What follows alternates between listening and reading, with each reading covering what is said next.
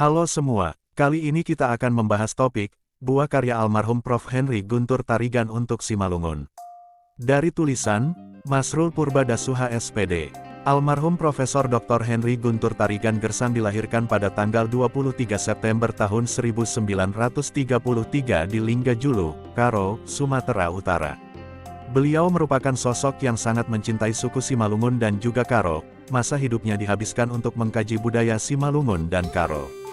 Beliau menyelesaikan pendidikan pada Fakultas Keguruan dan Ilmu Pendidikan di Universitas Padjadjaran Bandung tahun 1962, menyelesaikan pasca sarjana linguistik di Rijksuniversiteit Leiden Nederland tahun 1971 sampai tahun 1973. Beliau meraih gelar doktor dalam bidang linguistik pada Fakultas Sastra Universitas Indonesia tahun 1975 dengan disertasi berjudul Morfologi Bahasa Simalungun. Pangkat atau jabatan terakhir adalah Pembina Utama Muda atau Lektor Kepala Golongan 4C.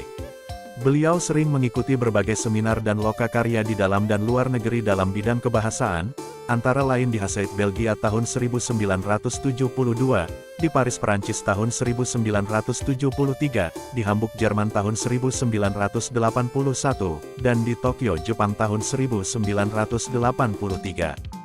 Jabatan lainnya adalah anggota tim evaluator program Akta Mengajar 5 sejak tahun 1981, anggota tim penilai karya-karya penelitian bahasa dan sastra Indonesia dan daerah yang disponsori oleh Pusat Pembinaan dan Pengembangan Bahasa Departemen Pendidikan dan Kebudayaan sejak tahun 1976. Dalam karya akademis disertasinya yang berjudul Morfologi Bahasa Simalungun dan buku yang berjudul Bahasa dan Kepribadian Simalungun, dituliskan ada 4 dialek dalam bahasa Simalungun. 4 dialek tersebut ialah: 1. Bahasa Simalungun dialek Silimakuta, dikenal juga sebagai bahasa Simalungun dialek Simalungun Atas.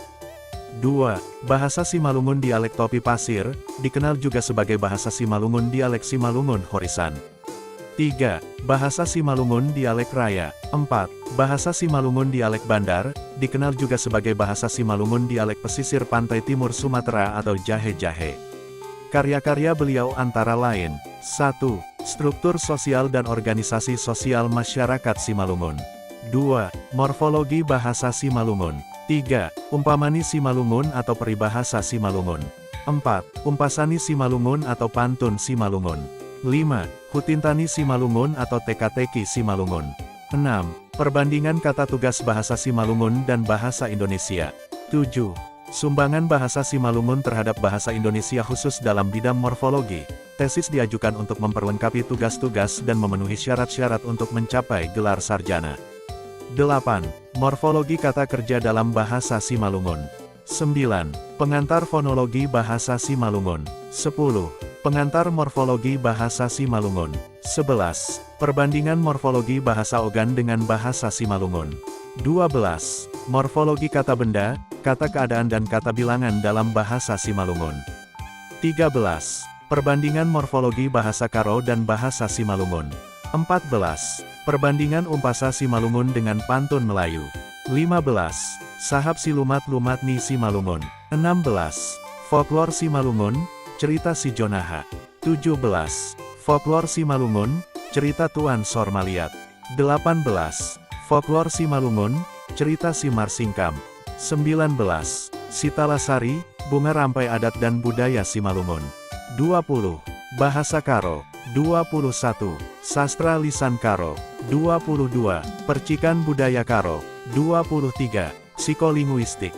24. Tata bahasa takmemik. 25. Linguistik konstratif. 26. Menyimak, sebagai suatu keterampilan berbahasa. 27. Berbicara, sebagai suatu keterampilan berbahasa. 28. Membaca, sebagai suatu keterampilan berbahasa. 29. Menulis, sebagai suatu keterampilan berbahasa. 30. Prinsip-prinsip dasar puisi. 31. Prinsip-prinsip dasar fiksi. 32. Prinsip-prinsip dasar drama. 33. Prinsip-prinsip dasar kritik sastra. 34. Pengantar sintaksis. 35. Tata rucingan Sunda. Sekian pembahasan topik kali ini. Diatei Tupa Prof. Henry Guntur Tarigan.